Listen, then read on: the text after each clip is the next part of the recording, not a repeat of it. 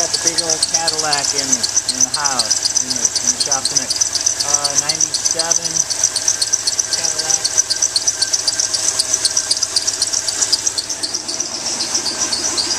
The deal. 97 Cadillac.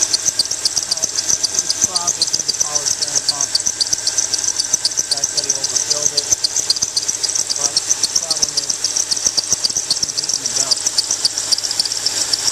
It's like a whole rib in the belt. So I'm going to replace the belt in the auto fencing it today. See what else we can find.